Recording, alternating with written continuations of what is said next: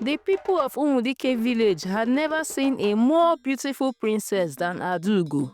She was perfect in every way. Her skin shimmered like the morning sun.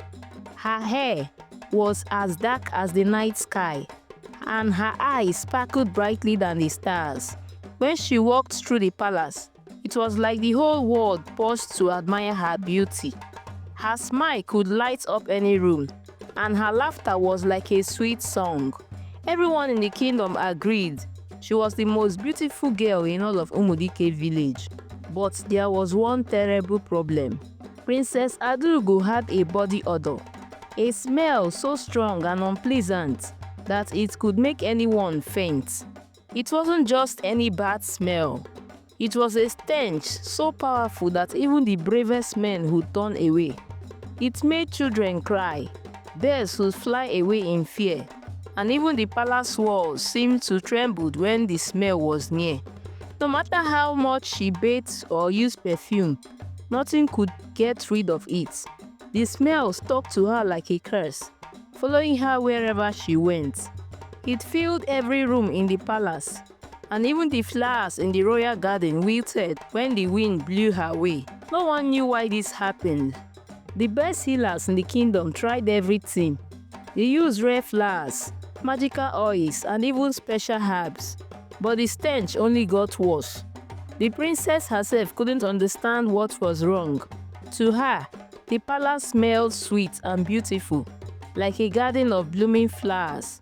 She had no idea why people avoided her, why they would run away whenever she was near. She thought they might be too busy or too shy to talk to her. It hurt her heart every time she saw people looking her way with fear in their eyes or whispering behind her back. Why did they act like that? What was wrong with her? The king and queen loved their daughter deeply, but they were ashamed. They didn't want anyone to see the princess, so they locked her away in the highest tower of the palace, hoping no one would find out. The people in the kingdom never saw the princess anymore.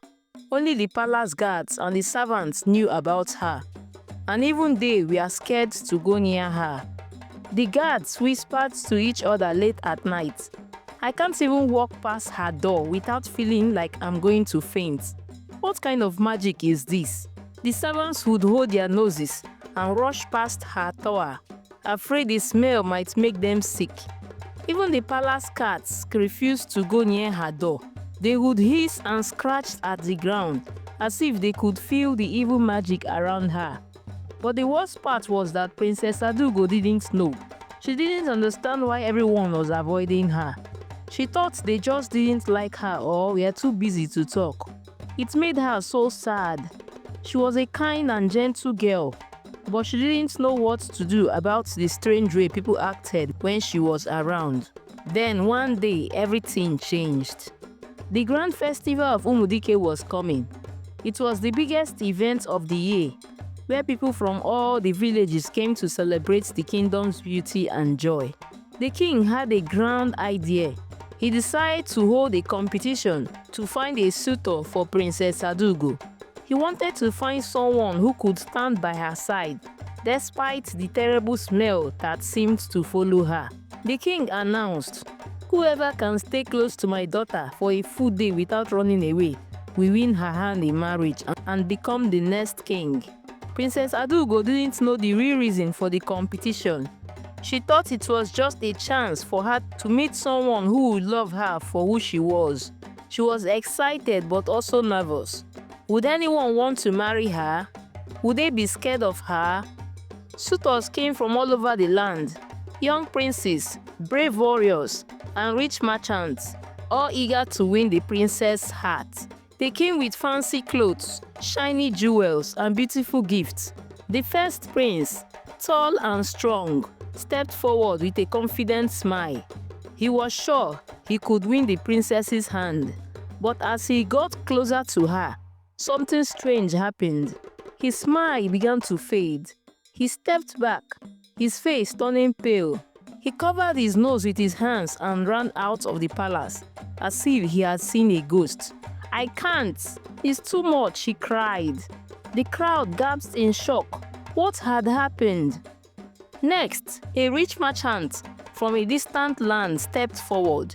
He was calm and collected, but he carried a cloth to cover his nose. He walked up to the princess with no fear in his heart.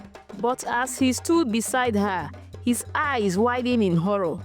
He staggered back, gasping for air. "I can't breathe. It's suffocating," he cried before turning and running away, his feet stumbling as he fled. One by one, all the suitors tried to stay near Princess Adaugo, but each one ran away, unable to endure the terrible smell. The crowd began to murmur nervously. The king's face turned darker with each failure. How could no one withstand the smell? Finally, it was the time for the last suitor. This man was different from the others. He wasn't a prince or a merchant. He was a simple farmer's son from a small village. He didn't have any fancy clothes or jewels, but there was something kind and brave about him. He didn't seem scared at all. He stepped forward and, to everyone's surprise, walked straight to the princess and stood by her side. The crowd held its breath. Would he run away like the others? But he didn't. He stood there calmly, looking at the princess with kindness in his eyes. He didn't flinch. He didn't cover his nose. He just smiled at her.